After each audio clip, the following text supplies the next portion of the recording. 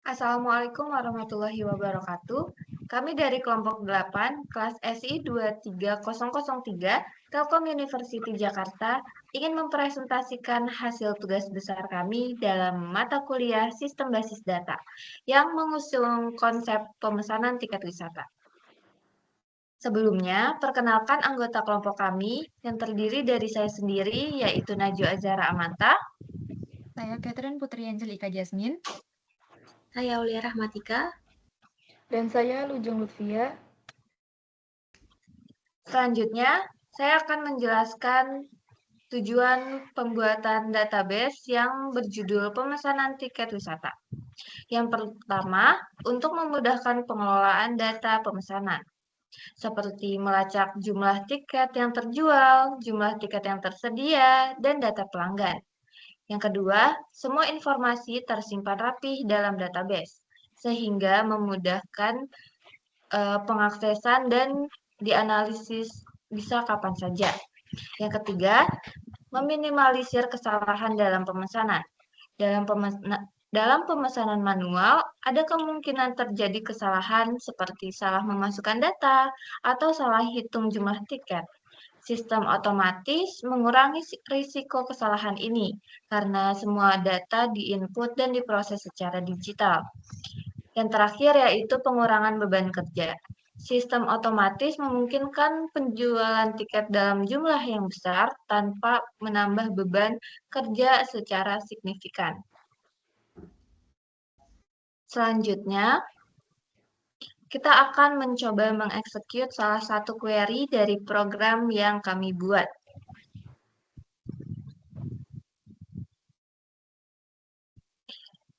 Kita akan mengeksekut create database.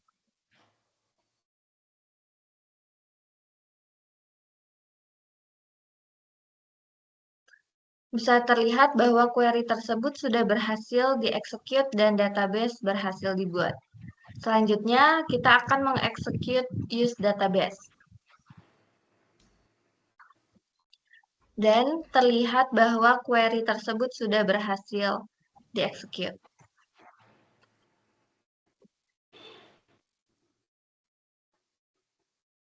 Next.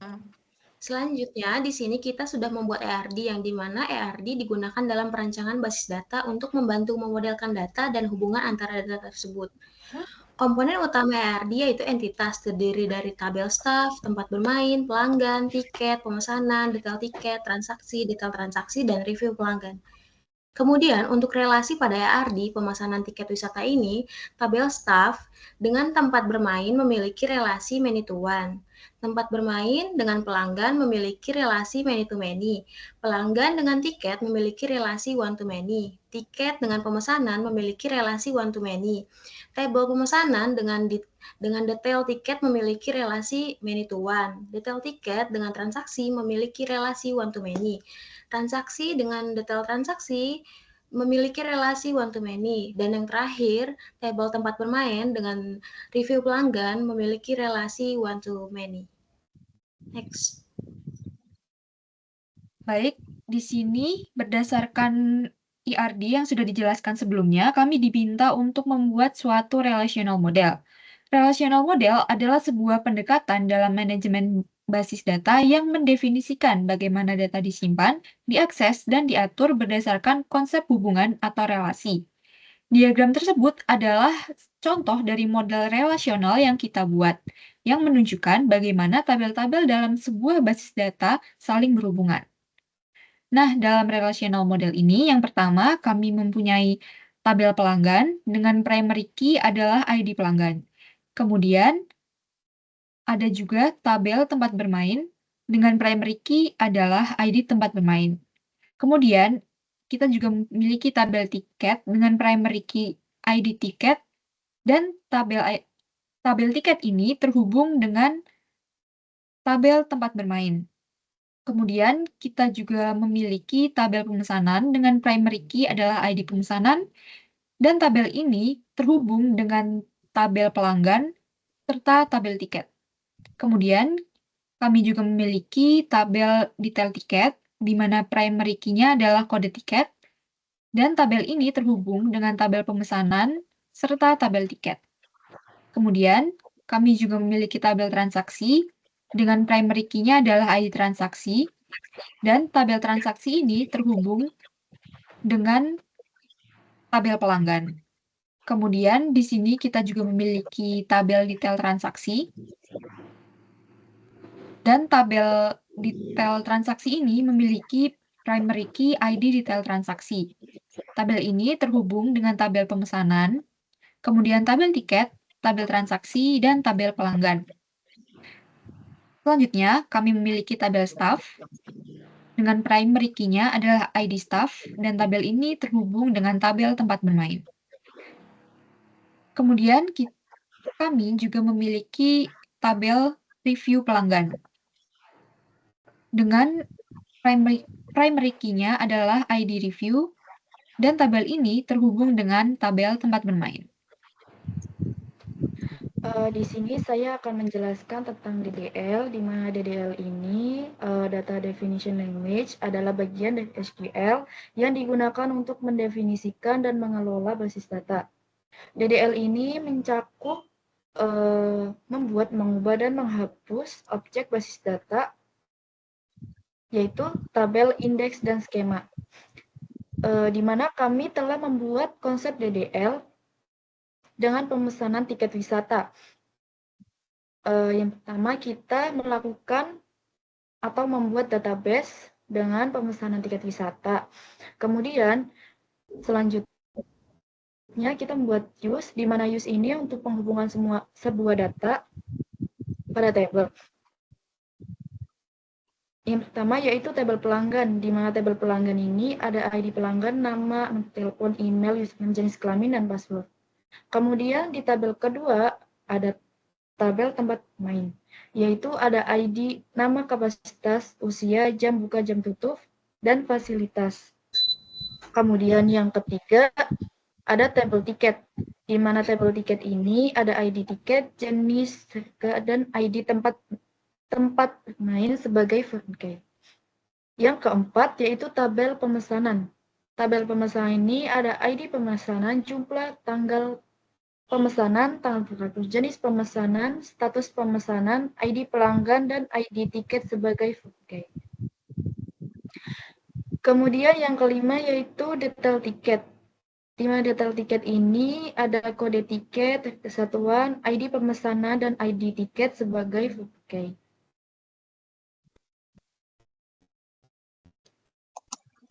Kemudian ada tabel detail transaksi, yaitu ada ID detail, kesatuan, subtotal, ID tiket, jumlah tiket, ID transaksi, ID pemesanan, dan ID pelanggan, di mana ini ada 4, yaitu ID pemesanan, ID tiket, ID transaksi, dan ID pelanggan.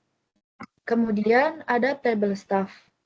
Tabel staff ini ada ID staff, nama staff, jenis kelamin, alamat, nomor telepon, email, jabatan, dan ID tempat main, yaitu sebagai variable. Kemudian tabel transaksi ada ID transaksi, tanggal, total, metode, dan ID pelanggan sebagai variable.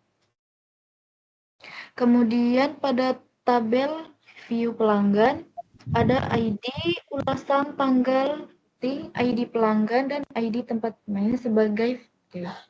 Kemudian pada tabel log itu ada ID log, ID transaksi, tanggal, total, metode, ID pelanggan, dan timestamp. Selanjutnya DML. Sebelumnya saya akan menjelaskan secara singkat kegunaan DML. DML atau Data Manipulation Language digunakan untuk mengelola data dalam database yang berfungsi untuk menambahkan data baru menggunakan insert, mengubah data yang sudah ada menggunakan update, menghapus data menggunakan delete, dan mengambil data yang dibutuhkan menggunakan select. Tetapi di sini kami diperintahkan untuk menginsert data di setiap tabelnya minimal 10 record. Nah, di sini kita berhasil menginsert 10 data pada masing-masing tabel yang kita buat.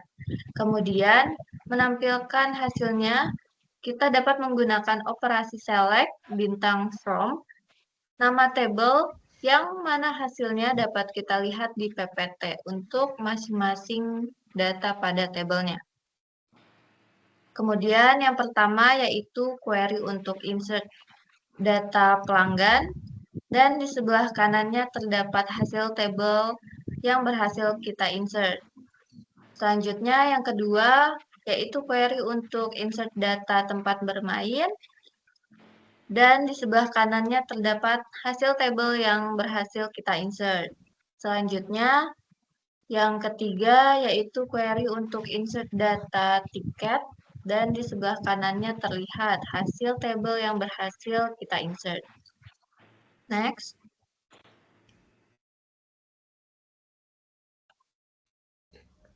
Selanjutnya yang keempat yaitu query untuk data pemesanan, dan di sebelah kanannya terdapat hasil tabel yang berhasil kita insert. Selanjutnya yang kelima yaitu query untuk insert data detail tiket, dan di sebelahnya terdapat hasil tabel yang berhasil kita insert. Nah, di sini terdapat pelanggan yang membeli 3 tiket dengan 2 jenis tiket yang sama dan satunya berbeda.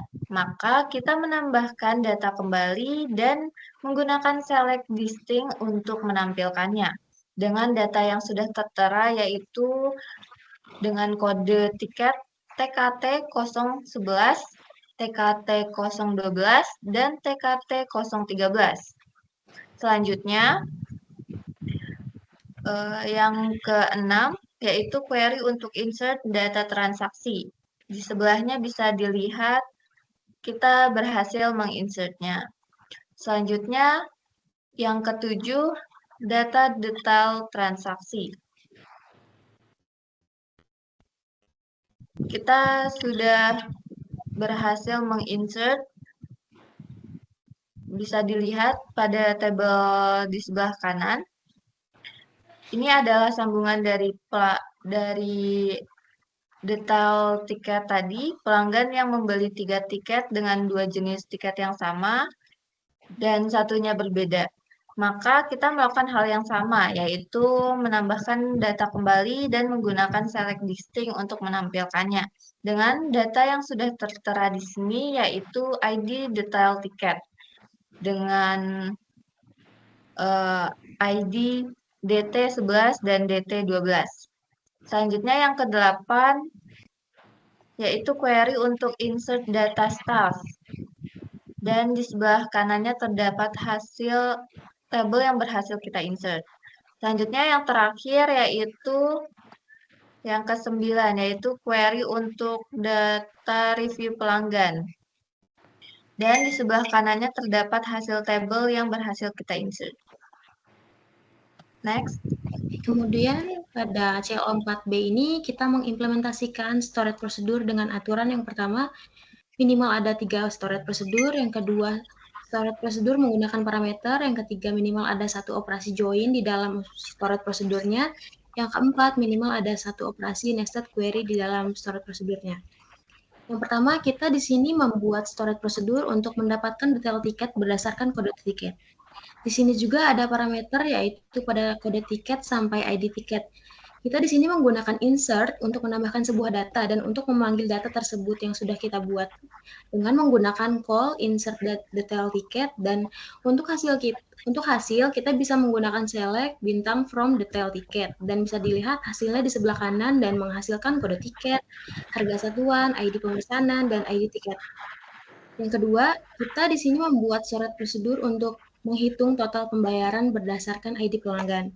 Di sini kita menggunakan operasi inner join untuk menggabungkan data antara tabel transaksi dan tabel pelanggan, dan di query tersebut pada bagian sum ini merupakan fungsi agregat untuk menghitung total pembayaran. Dan di sini juga untuk menampilkan hasilnya dengan memakai select add total pembayaran, dan bisa dilihat hasilnya di sebelah kanan yang total pembayaran. Yang ketiga, yang terakhir ini kita membuat storage prosedur untuk mendapatkan review dan rating tempat bermain berdasarkan ID tempat bermain. Jika ingin memanggil data tersebut, kita menggunakan call get review dan rating by ID tempat bermain. Bisa dilihat hasilnya ada di sebelah kanan dan dia menghasilkan ulasan, rating, dan rating rata-rata. Selanjutnya, untuk nested query berada pada storage procedure 2 dan 3 di bagian where. Dan untuk subquery berada pada storage procedure 2 bagian untuk mengambil subtotal pada transaksi. Dan subquery berada di storage procedure 3 bagian untuk menghitung jumlah review yang memberikan rating lebih dari 4. Next. Jadi kami di sini membuat implementasi tracker di mana manfaat ini bisa mempunyai duplikasi kode, konsistensi data, dan keamanan tambahan. Di dalam data ini kami ada yang namanya insert, update, dan delete. Pada bagian insert, kita menambahkan sebuah data baru pada tabel transaksi di mana hasil tersebut akan masuk ke dalam log, dan manfaat log untuk menyimpan data yang sudah diupdate. Yang sebelah kanan itu hasil data yang sudah diupdate, yaitu T31, tanggal total, metode, ID, dan change timestamp. Di mana pada update ini kami tidak menginput ID pelanggan, jadi ID pelanggan hasilnya adalah 0.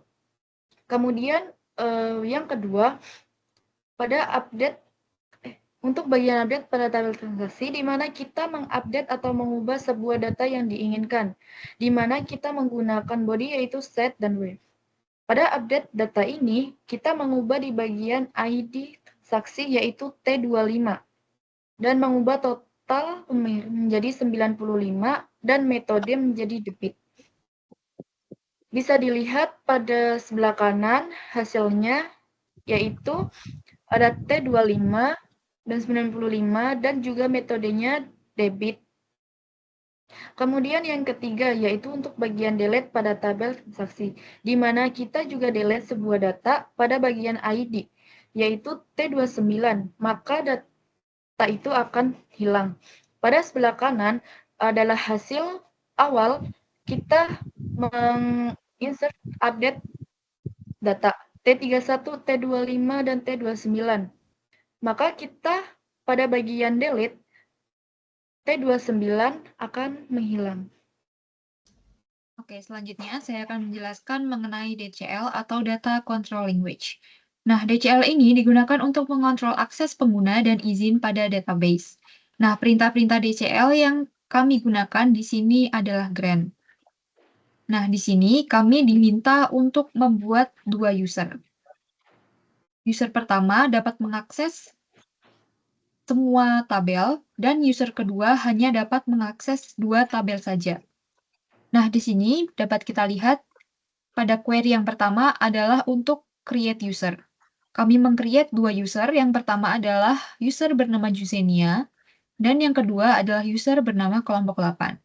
Bisa dilihat hasilnya di sebelah kanan bahwa kami berhasil meng-create 2 user tersebut. Kemudian query kedua, kami menggunakan perintah grant untuk memberikan akses kepada kedua user tersebut. Di sini kami menggunakan grant all privilege untuk user bernama Jusenia dan grant select insert update delete kepada user kelompok 8 hanya kepada tabel pelanggan dan tiket saja. Di sebelah kanan juga dapat dilihat bahwa hasilnya di sini kami sudah berhasil memberikan akses kepada kedua user tersebut. Nah, kemudian di bawahnya kami juga memberikan bukti bahwa kami telah memberikan hak akses penuh kepada pengguna pertama Jusenia. Yang pertama, kami mencoba dengan query select, dan di sini terlihat bahwa berhasil kami memperlihatkan salah satu tabel dari database tiket wisata ini. Kemudian kami juga melakukan operasi insert, update, dan delete pada tabel-tabel yang ada, dan di sini ketiganya juga sudah berhasil untuk dijalankan dari user Jusenia ini. Selanjutnya,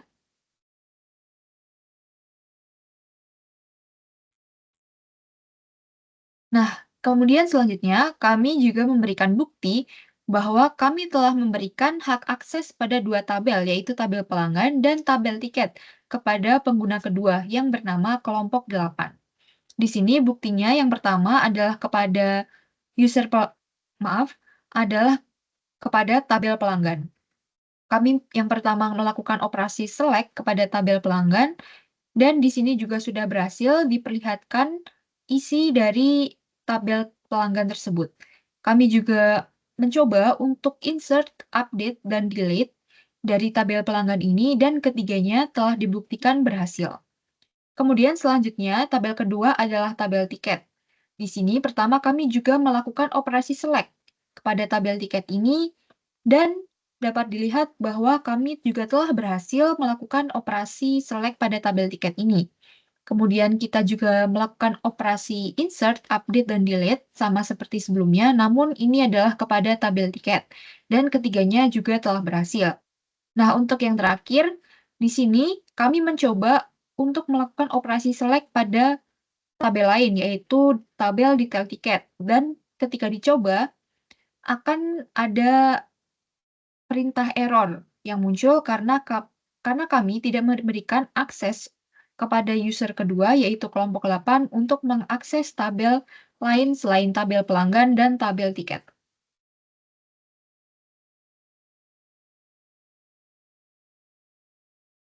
Sekian dari kelompok kami. Terima kasih kalian semua yang sudah menonton dan mendengarkan. Kami juga memohon maaf sebesar-besarnya apabila ada kesalahan selama presentasi ini. Wassalamualaikum warahmatullahi wabarakatuh.